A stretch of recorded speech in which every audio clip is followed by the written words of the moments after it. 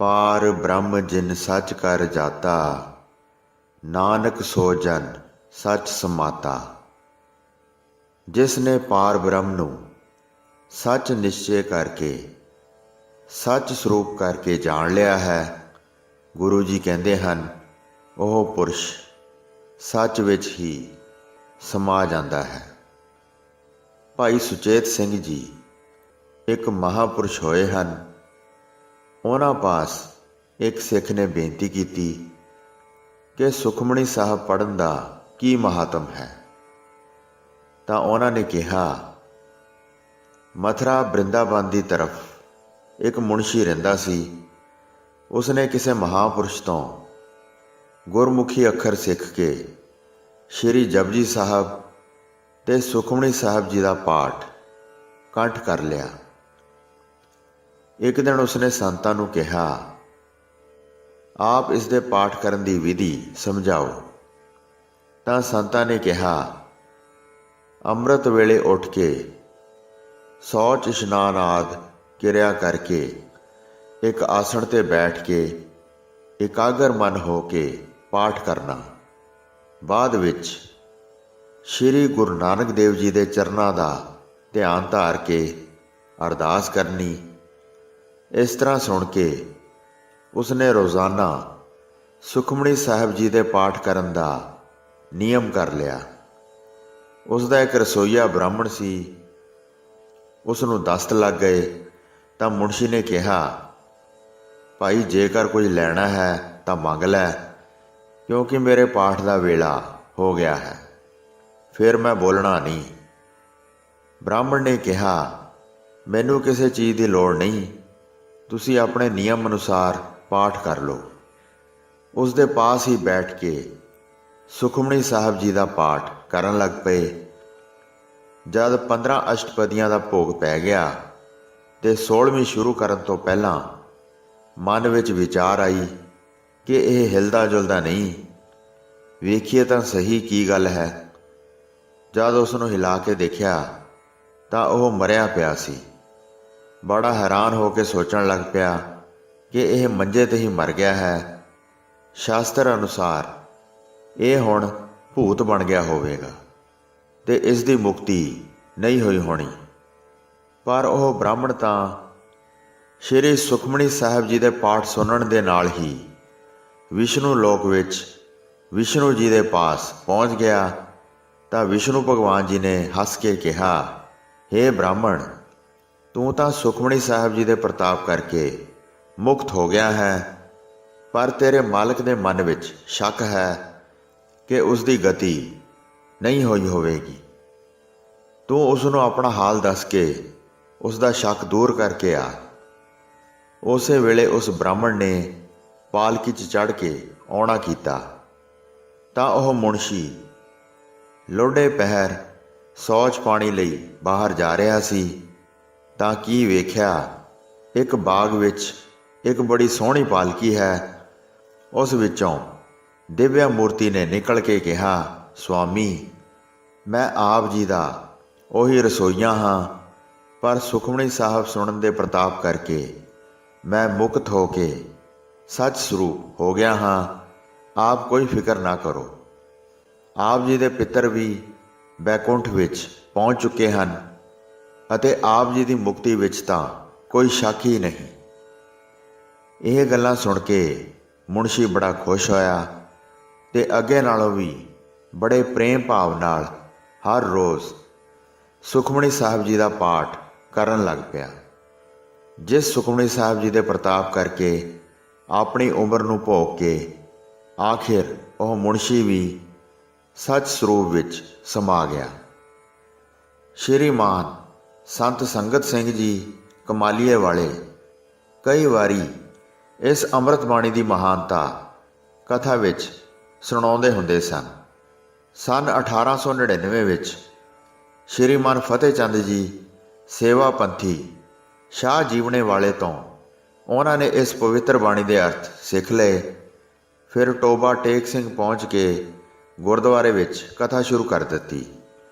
ਜਦੋਂ ਇੱਕ ਦਿਨ ਕਥਾ ਕਰਕੇ ਗੁਰਦੁਆਰੇ ਤੋਂ ਬਾਹਰ ਨਿਕਲੇ ਤਾਂ ਆਪ ਜੀ ਦੇ ਚਰਨਾਂ ਉੱਤੇ ਇੱਕ ਦੁਖੀ ਨੌਜਵਾਨ ਮੁਸਲਮਾਨ ਡਿੱਗ ਪਿਆ।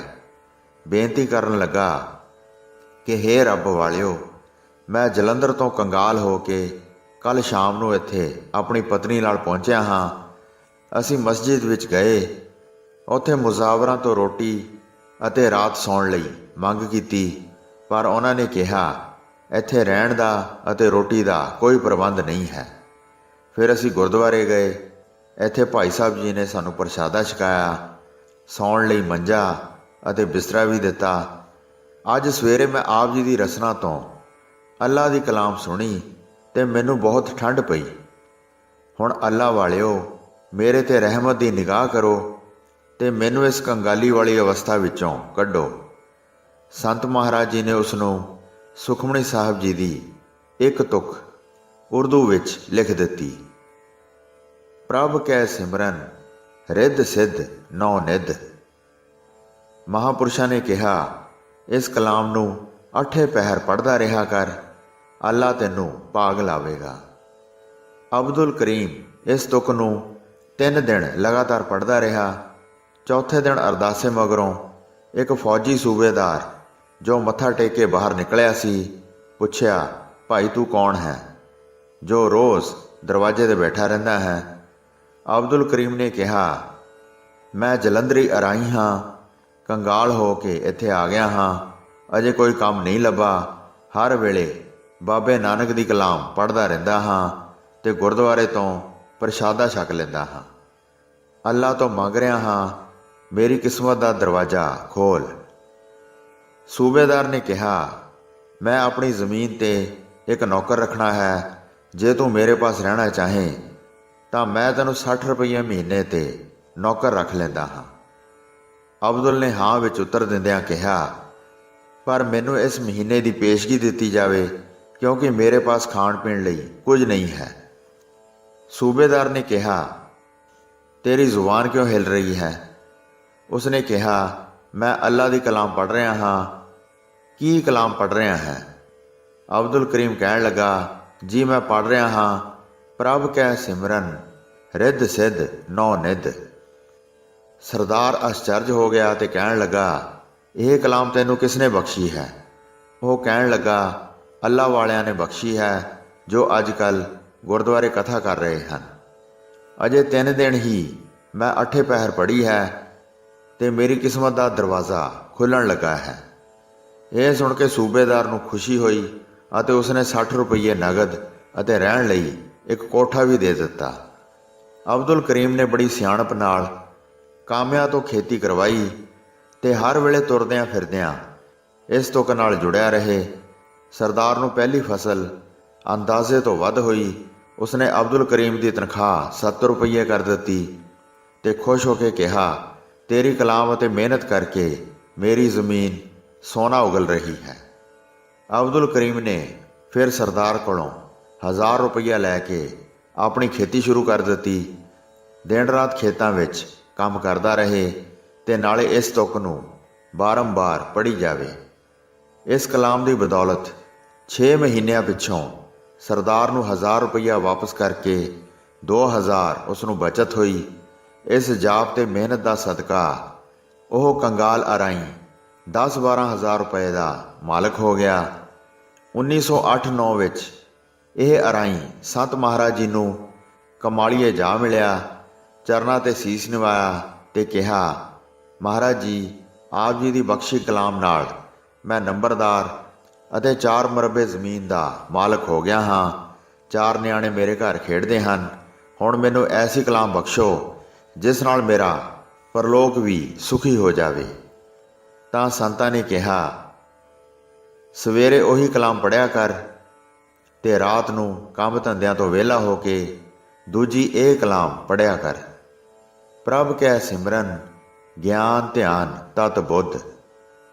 ਇਸੇ ਤਰ੍ਹਾਂ ਸੰਤ ਮਹਾਰਾਜ ਜੀ ਨੇ ਉਕਾੜੇ ਦੇ ਇੱਕ ਨੰਬਰਦਾਰ ਨੂੰ ਵੀ ਉਰਦੂ ਵਿੱਚ ਛਪਿਆ ਹੋਇਆ ਸੁਖਮਣੀ ਸਾਹਿਬ ਦਾ ਗੁਟਕਾ ਬਖਸ਼ਿਆ, ਜਿਸ ਨੂੰ ਉਹ ਦਿਨ ਰਾਤ ਮਸਜਿਦ ਵਿੱਚ ਪੜ੍ਹਦਾ ਰਹਿੰਦਾ ਸੀ। ਇਸ ਬਾਣੀ ਨੇ ਉਸ ਦਾ ਲੋਕ ਪਰਲੋਕ ਸਵਾਰ ਦਿੱਤਾ।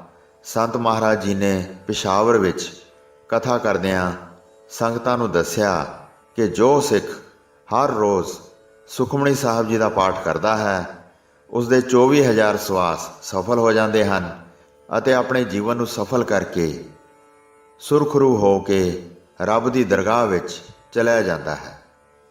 ਗੁਰਬਾਣੀ ਦੇ ਰਸੀਏ ਪੂਰਨ ਬਾਲ ਬ੍ਰਹਮਚਾਰੀ ਸ਼੍ਰੀਮਾਨ 108 ਬ੍ਰਹਮ ਗਿਆਨੀ ਸੰਤ ਅਮੀਰ ਸਿੰਘ ਜੀ, ਸ਼੍ਰੀ ਅੰਮ੍ਰਿਤਸਰ ਵਾਲਿਆਂ ਦੇ ਗੁਰਦੇਵ ਮਹੰਤ ਬਾਬਾ ਉੱਤਮ ਸਿੰਘ ਜੀ ਨੇ ਜਿਸ ਸਮੇਂ ਤੋਂ ਮਿੱਠੇ ਟਿਵਾਣੇ ਮਹੰਤ ਭਾਈ ਹਰੀ ਸਿੰਘ ਜੀ ਹੋਰਾਂ ਪਾਸੋਂ ਬਾਲ ਅਵਸਥਾ ਤੋਂ ਸ਼੍ਰੀ ਸੁਖਮਨੀ ਸਾਹਿਬ ਜੀ ਦਾ ਪਾਠ ਕੰਠ ਕੀਤਾ ਸੀ, ਸਾਰੀ ਉਮਰ ਭਾਵ ਬਿਕਰਮੀ ਸੰਮਤ 1923 ਤੋਂ ਲੈ ਕੇ ਸੰਮਤ 2017 ਤੱਕ ਅਖੀਰਲੇ ਸਵਾਸਾਂ ਤੋੜੀ ਰੋਜ਼ ਨਿਯਮ ਨਾਲ ਸ਼੍ਰੀ ਸੁਖਮਨੀ ਸਾਹਿਬ ਜੀ ਦੇ ਪਾਠ ਬੜੇ ਪ੍ਰੇਮ ਤੇ ਵਿਸ਼ਵਾਸ ਨਾਲ ਕਈ ਰੋਜ਼ ਦੇ ਆਪ ਕਰਦੇ ਤੇ ਸੁਣਦੇ ਰਹਿੰਦੇ ਸਨ।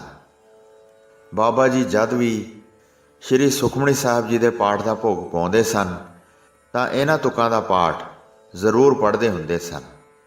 ਸੁਖਮਣੀ ਸੁੱਖਾਂ ਦੀ ਨਿੱਧ, ਖੜਦਿਆਂ ਸੁਣਦਿਆਂ ਦੇ ਕਾਰਜ ਸਿੱਧ, ਸੁਖਮਣੀ ਪੜ੍ਹੀਐ ਦਿਨ ਰਾਤੀ, ਸੁਖਮਣੀ ਸੁੱਖਾਂ ਦੀ ਦਾਤੀ, ਸੁਖਮਣੀ ਜੇ ਕੋਈ ਪੜ੍ਹੈ ਸੁਣਾਵੈ, ਮਨ ਬਾਂਛਤ ਫਲ ਕੋ ਸੋ ਪਾਵੈ, ਸੁਖਮਨੀ ਕਾ ਪਾਠਕ ਜੋਏ, ਮੁਖਤੇ ਜੋ ਬੋਲੈ ਸੋ ਹੋਏ, ਆਨ ਦਿਨ ਸੁਖਮਨੀ ਜੋ ਰਰੇ, ਭਵ ਸਾਗਰ ਤੇ ਸੋ ਨਰ ਤਰੇ।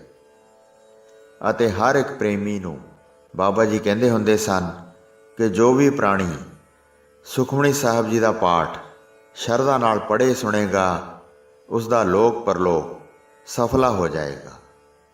ਹੋਈਆਂ ਭੁੱਲਾਂ ਚੁੱਕਾਂ ਦੀ ਖਿਮਾ ਬਖਸ਼ਣੀ ਜੀ, ਦਾਸ ਨੂੰ ਆਗਿਆ ਦਿਓ। ਵਾਹਿਗੁਰੂ ਜੀ ਕਾ ਖਾਲਸਾ, ਵਾਹਿਗੁਰੂ ਜੀ ਕੀ ਫਤਿਹ।